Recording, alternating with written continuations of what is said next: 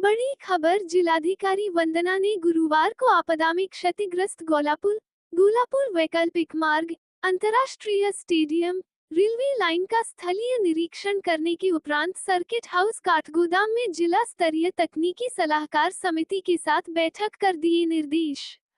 तारांकन। जिलाधिकारी ने गोलापुर पर वैकल्पिक मार्ग के निरीक्षण के दौरान उन्होंने मार्ग को दुरुस्त करने, उसमें नियमित पानी का छिड़काव करने सहित सुरक्षा के दृष्टिगत सड़क किनारे रेडियम व रेड टेप लगाए जाने के निर्देश अधिशासी अभियंता लोनिवी को दिए।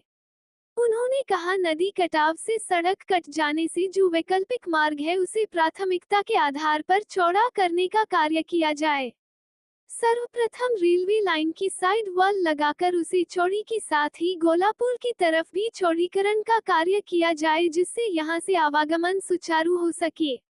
जिलाधिकारी ने स्टेडियम के निरीक्षण के दौरान गोला नदी से जो पार्किंग की भूमि नदी में समा गई है उक्त स्थल पर स्थायी सुरक्षा कार्य होने तक शेष पड़ी पार्किंग की भूमि में से झाड़ी कटान कर वाहन पार्किंग तैयार कराने के निर्देश अधिकारियों को दिए ताकि स्टेडियम में आने वाले खिलाड़ियों आगंतुकों के वाहनों की पार्किंग यहाँ की जा सके। निरीक्षण के दौरान जिलाधिकारी ने कहा कि नदी का चैनलाइज तकनीकी तौर से कराया जाए ताकि भविष्य में होने वाले भूकटाव को रोका जा सकेगा। इस हेतु तकनीकी व इस कार्य में निपुण संस्थाएं आपसी समन्वय तैयार कर एक विस्तृत कार्ययोजना तैयार करें। निरीक्षण के दौरान जिलाधिकारी ने नदी से गोलापुर की सुरक्षा, भूकटाव व सड़क कटाव की रोकथाम के संबंध में आवश्यक कार्यवाही प्रस्ताव तैयार करते हुए कार्य करने के निर्देश एनएचएआई, सिंचाई, लोनिवी, रेलवे विभाग को दिए। क्षेत्र भ्रमण के उपरांत जिलाधिकारी ने स्थानीय सर्किट हाउस में संबंधित विभागों के अधिकारियों के साथ इस संबंध में बैठक की। बैठक में जिलाधिकारी ने सिंचाई, एनएचएआई, लोनिवी, खेल और रेलवे विभाग को आपस में समन्वय स्थापित करने के साथ ही दीर्घकालिक योजना बनाने के निर्देश दिए। उन्होंने कहा, रेलवे, सिंचाई, एनएचएआई की भूमि का जो भूकटाव हुआ है, सुरक्षा के कार्य ऐसे हों जिससे एक विभाग के कार्य से दूसरे विभाग को नुकसान ना हो, एक योजनाबद्ध तरीके के कार्य हों। इसके लिए एक ही संस्था के द्वारा तकनीकी सहायता का कार्य किया जाए ताकि भविष्य में मेंटेनेंस, सफाई एवं मरम्मत कार्य उसी एजेंसी द्वारा किया जाए। इस संबंध में विभागीय मंतव्य के साथ समिति अपनी रिपोर्ट प्रस्तुत करे। उन्होंने सभी संबंधित विभागों के अधिकारियों को 27 अक्टूबर तक तात्कालिक और दीर्घकालिक कार्यों के प्रस्ताव के विषय में तकनीकी मंतव्य रिपोर्ट उपलब्ध कराने के निर्देश दिए ताकि शासन स्तर पर शीघ्र रिपोर्ट प्रेषित की जा सके। बैठक में डीएफओ हिमांशु बांगरी, उपजिलाधिकारी Paritosh Verma, project manager NHAI Vikas Mittal, अधीक्षण अभियंता सिंचाई महेश खरे, रेलवे की गौरव गौतम, अधिशासी अभियंता लोनिवी अशोक कुमार, जिला क्रीड़ा अधिकारी निर्मला पंत के साथ ही संबंधित विभागीय अधिकारी मौजूद थे। बड़ी खबर। जिलाधिकारी वंदना ने गुरुवार को आपदा में क्षतिग्रस्त गोलापुर वैकल्पिक मार्ग, अंतर्राष्ट्रीय स्टेडियम, रेलवे लाइन का स्थलीय निरीक्षण करने के उपरांत सर्किट हाउस काठगोदाम में जिला स्तरीय तकनीकी सलाहकार समिति के साथ बैठक कर दिए निर्देश। तारांकन। जिलाधिकारी ने गोलापुर पर वैकल्पिक मार्ग के निरीक्षण के दौरान उन्होंने मार्ग को दुरुस्त करने, उसमें नियमित पानी का छिड़काव करने सहित सुरक्षा के दृष्टिगत सड़क किनारे रेडियम व रेड टेप लगाए जाने के निर्देश अधिशासी अभियंता लोनिवी को दिए। उन्होंने कहा, नदी कटाव से सड़क कट जाने से जो वैकल्पिक मार्ग है उसे प्राथमिकता के आधार पर चौड़ा करने का कार्य किया जाए। सर्वप्रथम रेलवे लाइन की साइड वॉल लगाकर उसे चौड़ी के साथ ही गोलापुर की तरफ भी चौड़ीकरण का कार्य किया जाए जिससे यहां से आवागमन सुचारू हो सके।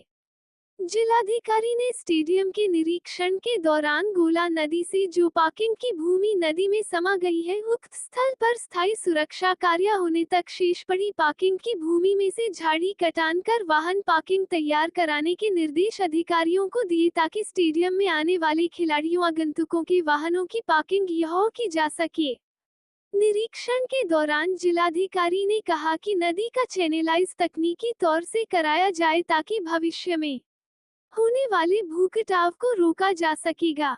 इस हेतु तकनीकी व इस कार्य में निपुण संस्थाएं आपसी समन्वय तैयार कर एक विस्तृत कार्ययोजना तैयार करें।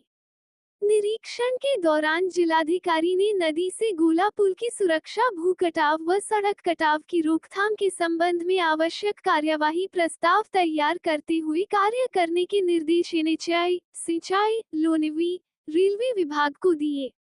क्षेत्र भ्रमण के उपरांत जिलाधिकारी ने स्थानीय सर्किट हाउस में संबंधित विभागों के अधिकारियों के साथ इस संबंध में बैठक की।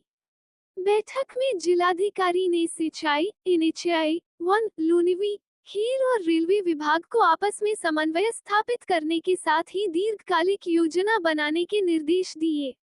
उन्होंने कहा, रेलवे, सिंचाई, एनएचएआई की भूमि का जो भूकटाव हुआ है, सुरक्षा के कार्य ऐसे हों जिससे एक विभाग के कार्य से दूसरे विभाग को नुकसान ना हो, एक योजनाबद्ध तरीके के कार्य हों।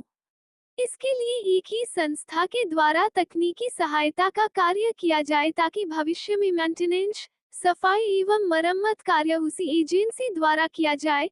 इस संबंध में विभागीय मंतव्य के साथ समिति अपनी रिपोर्ट प्रस्तुत करे।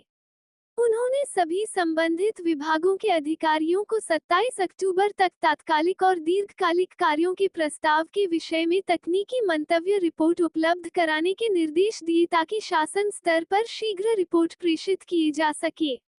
तारांकन बैठक में डीएफओ हिमांशु बांगरी, उपजिलाधिकारी Paritosh Verma, project manager NHAI Vikas Mittal, अधीक्षण अभियंता सिंचाई महेश खरे, रेलवे की गौरव गौतम, अधिशासी अभियंता लोनिवी अशोक कुमार, जिला क्रीड़ा अधिकारी निर्मला पंत के साथ ही संबंधित विभागीय अधिकारी मौजूद थे।